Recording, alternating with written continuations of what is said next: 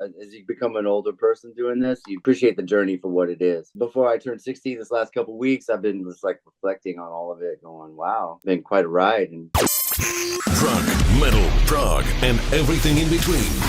Welcome to this episode of Talkin' Rock with Meltdown. Don't forget to follow the audio-only Talkin' Rock podcast on all podcast platforms. And now, it's time for today's conversation. Here's Meltdown.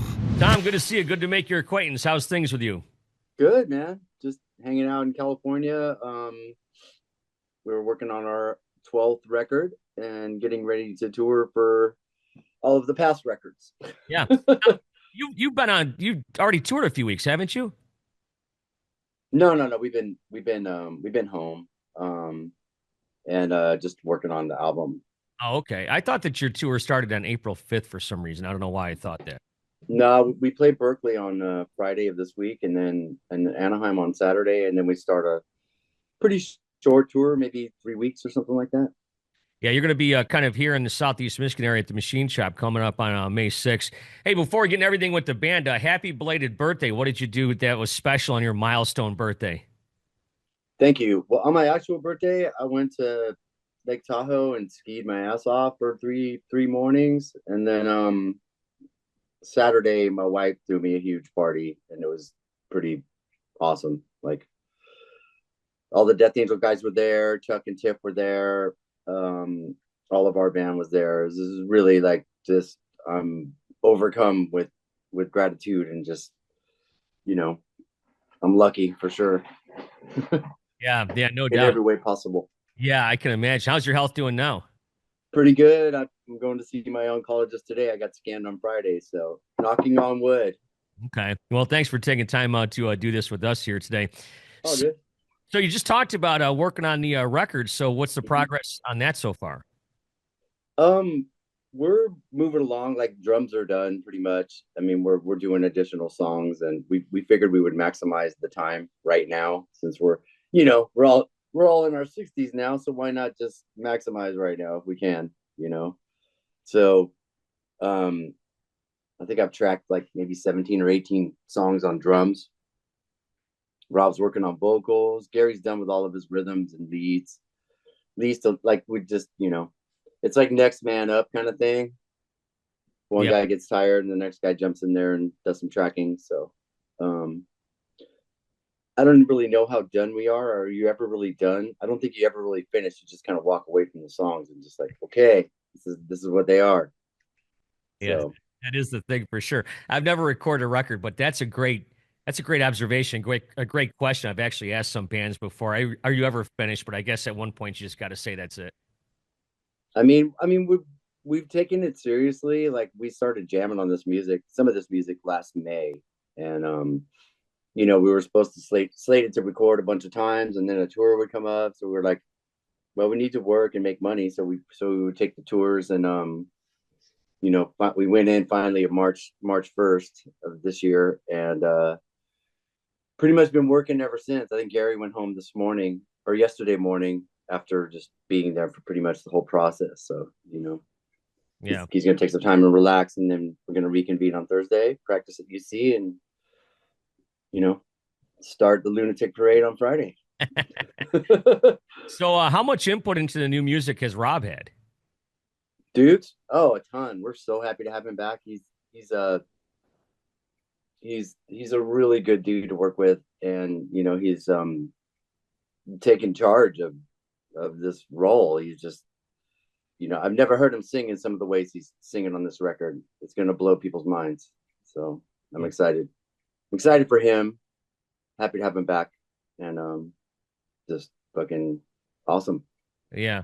I think I heard him talking about this on another interview, that this is really some heavy stuff. I mean, that probably goes without saying.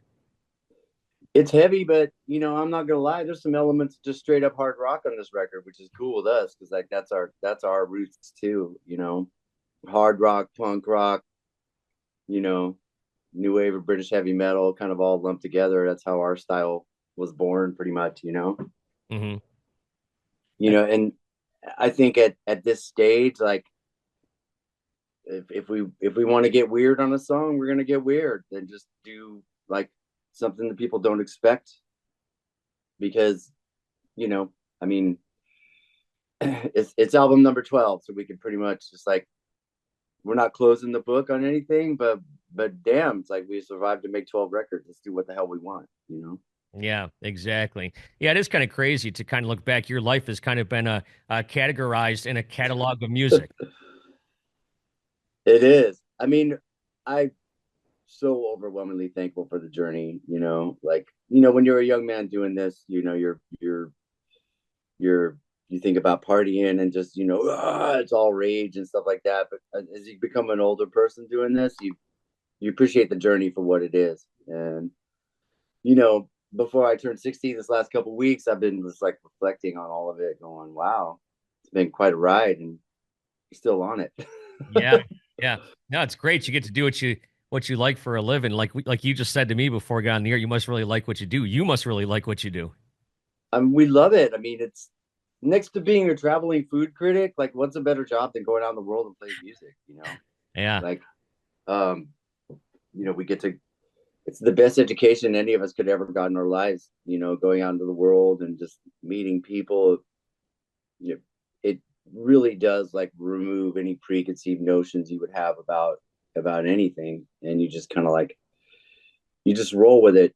And we got, you know, we got friends from all over the planet that, and crew members too. I have a Hungarian drum tech that works with us sometimes, and sometimes it's a bus full of people from different places, you know, an Italian sound man, and, you know, a French guitar tech, and another French drum tech, and then all of us dumb Americans are out there with them, and we we learn about each other. Kind of like it's a pretty awesome group. yeah, So yeah. What do they say? You play for free, you get paid to travel. totally, you have to get paid to travel. I mean, you know, it's a dream job, but I mean, I won't say it doesn't come with, you know, certain stresses of, you know, travel and, um, you know, running around through airports and sleeping through airports from time to time. And, you know, I've become really good at taking little meditative naps on my backpack, you know, with my little travel pillow. I have a routine. I'll find the cleanest space of carpet and just lay on it and just zone out. And it doesn't matter how much noise is going on around me. I just kind of like shut it down, you know? Yeah, sometimes you probably have to. Yeah, it's funny. You just talked about, how you look back in your career and stuff. My kids both played sports growing up, and you don't realize it when you're in the moment, but then you look back on it, you're like, oh, that was a great year. But you didn't realize it at the time. You thought, well, maybe another great year is coming up, and the next year wasn't so great. But that's probably kind of like with you guys, right? Yeah, I mean, we're pretty much like in the moment, like all the time now. And, you know, all the reflecting has been fun. And, I mean, I just feel just lucky that not a lot of bands get to make 12 records or even 10 records or even 7 records. So it kind of snuck up on us that, you know, holy shit, we're making album number 12, you Mhm. know? And, no pressure though. Self-applied pressure. Oh, yeah. And you're talking about reflecting, though. Did you get a chance to read Gary's book? I read some captions of it. I'm kind of going to save it for this upcoming tour, but I love his articulation and just, you know, how he describes the journey kind of like Kirk or me would, just as young stoner kid that some stuff happened to, and here we are, you know. So what I've read so far, I really love it. Yeah. So you're going to be sitting there on the bus reading his book as he's walking around. Yeah, kind of weird. Yeah. Hey man, you got that part wrong. It was like this. No, Yeah, I was no, gonna. I'm Did he come to you about any parts of it? absolutely. I mean, he was very awesome at, like, you know, talking to us about, hey, I want to share this. Is that okay with you? I'm just like, yeah, share this, but don't share that, you know. Um, and yeah, he was really cool about it. And you know, I don't know who the ghostwriter was, or if he had a ghostwriter. I think he did.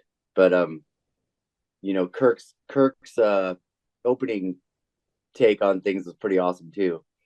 And it pretty much nails it. We were just kids riding around in mom's car, and, you know, just chasing girls and chasing a good time, pretty much.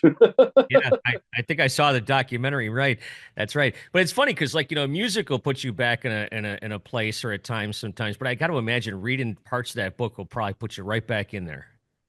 Yeah, totally. I mean, it just it recaptures moments for sure. And he's got a really good memory, and he he reached out to all of us about you know our recollection of things and how they went down because let's face it, the dude's pretty busy. Mhm.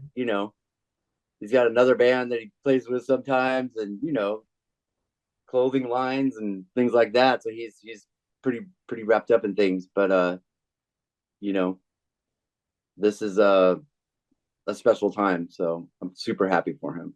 Yeah, what is the conversation like? I didn't even think about this before I was talking to you, but what's the conversation like when he says, "Hey, the guys from Slayer want me to go out and join them on tour"? What how does that go? I said, "Fucking go." Yeah, You know what I mean? I mean, it's an amazing opportunity for him. I mean, this whole business is pretty ancestral, anyways. I mean, how many bands has Dave Lombardo played for on the metal circuit?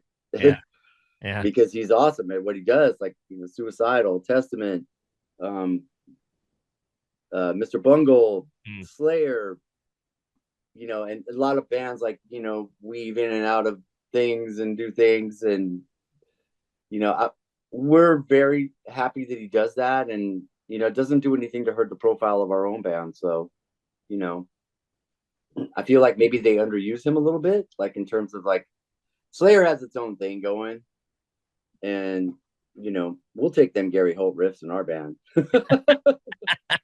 Yeah, there you go. Yeah, that's for sure. I love the subtitle of his book too, A Fabulous Disaster from the Garage to Madison Square Garden the Hard Way. I mean, that sums it up right there. Like you were just talking about, you're just young kids chasing girls. Next thing you know, you're touring the world, touring the country, the whole thing. Chasing dreams. Yeah, Yeah, no, it's a great thing. It's a beautiful thing. yeah. No, that's great. So I'm going to be talking with Dave Ellefson tomorrow. Did you know Nick Menza? Not too much. Like I knew Dave a lot more than those guys. Mustaine and Ellefson a lot more than I knew Nick Menza, and Gar and me were friends too, like back in the day. Because we did a lot of shows together here, LA, and other places, and I didn't really know Nick that well, but I really loved his style. I thought he had a great groove, you know, with that band.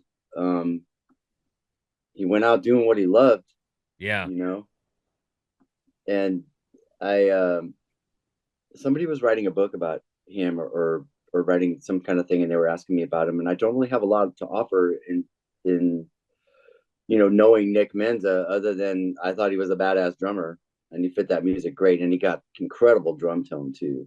So you Yeah, I'm know, gonna be talking to Dave about the new documentary. So I texted David earlier today and I asked him what I should ask you about. He says ask him about the record release party Kabuki Theater with Megadeth in 1985. I don't know what that means.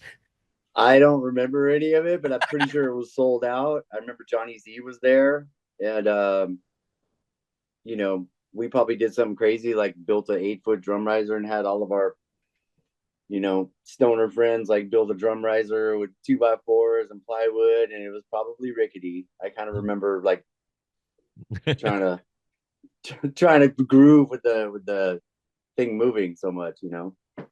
Yeah. He also said ask him about his first impressions of playing with Slayer. He said Kerry King's he said you're Kerry King's favorite drummer. That's what he texted me. Really? Well, that's what he said. He said Kerry King really liked your drumming, I guess. Oh wow, that's awesome. I love Kerry King's playing too. Now I better check on it. Kerry King, that guy bangs his head like he's gonna go through a refrigerator door. Yeah, Just he like, was just on WrestleMania last night. I don't know if you saw that. no, I don't watch wrestling. No, but He, it was funny. He was on there to see. Or the first impression of Slayer when they play the Bay Area in 1983. Tom was always Kerry King's a favorite drummer. That's what it says here. So that was Dave. oh, Yeah, that's awesome. yeah. So I'll take that SoCal love. yeah, Got to there you do go. good things with it.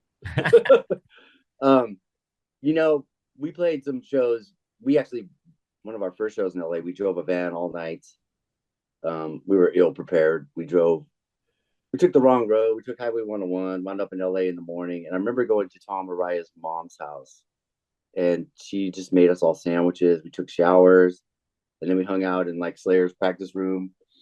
And we we go pretty far back. I was just cruising past Ruthie's Inn yesterday, and it's now a Covenant Church of some Mm. kind. Um, you know, but it was always a Church of Metal before that. It's so cool the history that just comes out of that West Coast, And it's funny because you said you had to go down to LA. Of course, that was like a different scene, and we all know about that with Metallica and Cliff Burton and stuff. And LA was more about the glam, and where you guys were from is more about maybe more of the thrash and stuff. Talk a little bit about that growing up. How'd that affect you guys? I think that up here, like we had college radio, and college radio is so instrumental in like the the birthing of this music. I think we slept on those people's floors on the East Coast, Chicago. Hey, we're going to W blah blah blah's house in Illinois, and we're gonna stay there the night. Okay, so we drive our van there and pull up and sleep at their house, take showers, and um.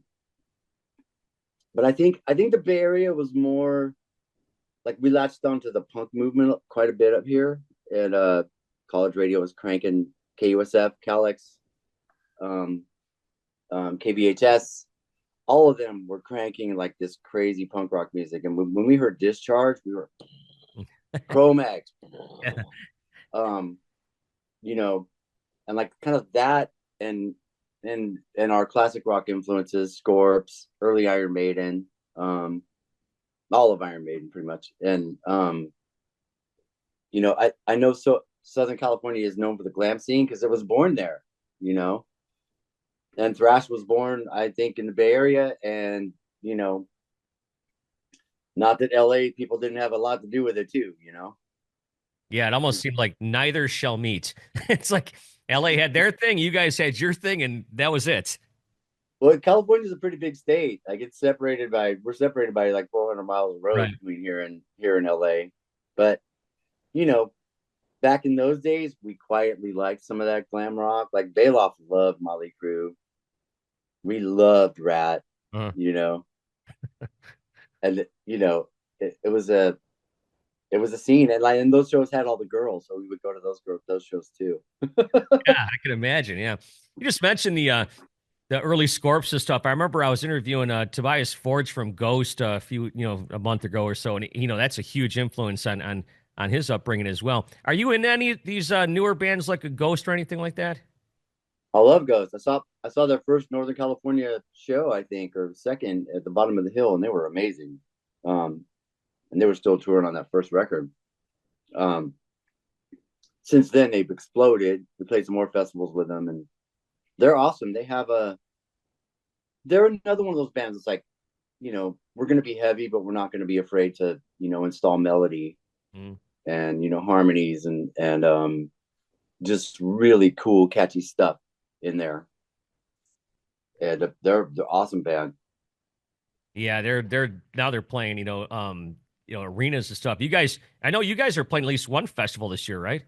You playing several? Yes, we're playing Milwaukee Metal Festival, and I think we're doing Rockville too. Yeah, I thought you were doing. Coming up on this tour, we are. I think. Yeah, that's great. Well, like I said, Sometimes I don't even look, dude. I just go. I it's don't just even look at the itinerary. I just gotta. All right, this is what let's do this. yeah, wherever the bus stops, you get off. That's where you're playing. Exactly. I'm sure sometimes it's a letdown and sometimes it's excitement. You know what, dude? Like I yes, it's awesome to play a big festival where there's anywhere from 8 to 30,000 people, but I have to say, like the club shows are amazing. Like in the summertime, if we're in Europe and we play a little punk rock club, it's on, dude, and it's an electricity that doesn't exist at those big shows. I feel like Yeah, a little and bit of people preparation.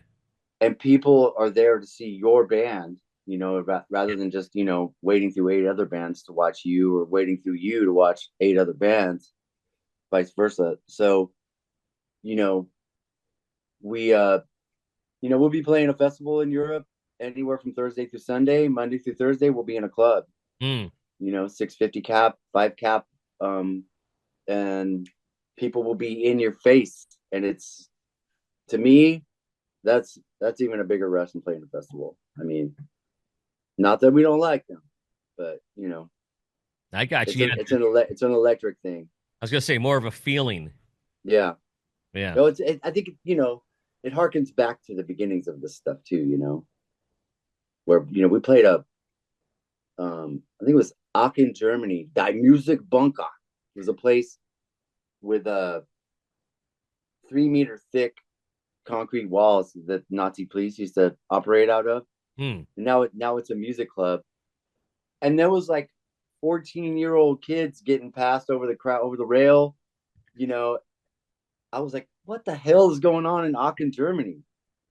I don't know, but we liked it. So Yeah, they're all tied up until that's funny too, because over here, like a band like your band or many bands will play the States all the time, but sometimes over there in Europe, I imagine they only come every once in a while, so the kids have to get out there and see you guys, right?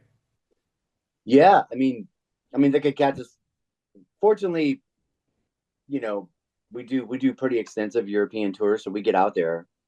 We go to Romania and we played Macedonia and everywhere with the EA on the end of it. We've been there. Croatia. Yeah. So the tours are pretty vast. Sometimes we cover a lot of miles in the middle of the night, and then we wake up in the mountains of Slovenia somewhere to like play a gig. And yeah, it's pretty awesome. I Yeah. mean, we played some places in Europe at the summertime that I like so much. I went back there for vacation at the end of the tour. That's awesome. Yeah. It reminds me of when Zoltan from Five Finger Death Punch told me like when he was a kid they'd have to drive like 3 hours to see like Pantera or something. That was like that's how it worked for him. Where are they from? I think he was in the Czech or somewhere like that. Oh, okay. Yeah. So, well, anyways, you're coming through the machine shop here on May 6th. Once again, happy belated birthday and wish Thank you nothing you. We but the love the best for machine you. shop. Yeah. It's Yeah. Kevin and the an guys are. amazing crew that works there. Probably the best monitor rig I've ever heard. Like the sound coming back at me, it's really, really good to have. It's really easy to have a great gig there because the sound is amazing. Yeah, they do a I mean, great job over there. The staff is awesome. Kevin's great. hell yeah. So yeah, May the 6th, man, it's gonna be great. So wish you nothing but the best health moving forward, my friend. Thank you, sir. By the way, May 6th is 2 days after Gary Holt's birthday, so we might have to sing him happy birthday. Oh, okay. I'll have to bring a cake or something. A little present. Hey, Tom, thank you so much for your time. Really appreciate it. Appreciate you, Meltdown. Have a good day, buddy.